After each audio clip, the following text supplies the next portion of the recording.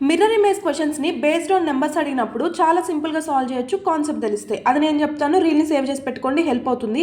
ఇక్కడ చూడండి, మనకి ఎంత పెద్ద నెంబర్ ఇచ్చి దానికి మిర్రర్ ఇమేజ్ అడిగినా సరే మనం ఈ నెంబర్స్ని గుర్తుపెట్టుకోగలిగితే చాలు. వీటిని గుర్తుపెట్టుకోగలిగితే మనం ఎంత పెద్ద నెంబర్ని ఇచ్చినా సరే చాలా సింపుల్గా సాల్వ్ చేసేయచ్చు. అసలు మిర్రర్ ఇమేజ్ అంటే ఏంటి? లెఫ్ట్ రైట్ చేంజ్ అవుతాయి కదా. ఇక్కడ చూడండి, మనకి ఇక్కడ మిర్రర్ని ప్లేస్ చేస్తే మనకేమవుతుంది, మిర్రర్కి దగ్గరగా ఉన్నది ఇటువైపు ఆన్సర్లో కూడా మిర్రర్కి దగ్గరగా వస్తుంది, దూరంగా ఉన్న పార్ట్ ఇటువైపు కూడా దూరంగా వస్తుంది. అంటే ఇక్కడ చూడండి, ఈ వన్ అనే ఈ లైన్ ఇక్కడ మిర్రర్కి దగ్గరగా ఉంది, సో అది దగ్గరగా వస్తుంది. ఇది ఏదైతే ఉందో అది దూరంగా ఉంది, సో ఇటు కూడా దూరంగా వస్తుంది. ఈ లైన్ ఇలా వస్తుంది, సో ఇలా అవుతుంది మిర్రర్ ఇమేజ్.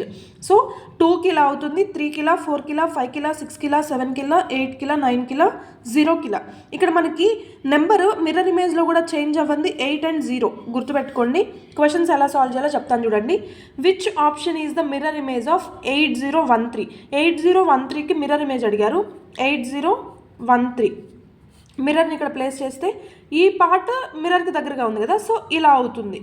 1 ఇలా ఉంది, ఇలా 08 ఏం డిఫరెన్స్ ఉండదు కాబట్టి 08. ఎందుకు ఇటు నుంచి తీసుకున్నామంటే ఈ పార్టే కదా మిర్రర్కి దగ్గరగా ఉంది, మిర్రర్కి దగ్గరగా ఉన్నది ఇలా వెళ్తుంది, సో ఇటువైపు కూడా మిర్రర్కి దగ్గరగా వస్తుంది. సో మనకు ఆప్షన్ ఏంటి? ఏ అనేది మన ఆప్షన్ అవుతుంది. సేమ్ ఇలానే which option is the mirror image of 463? దీనికి ఆన్సర్ని ఫైండ్ అవుట్ చేసి కామెంట్ చేయండి కింద.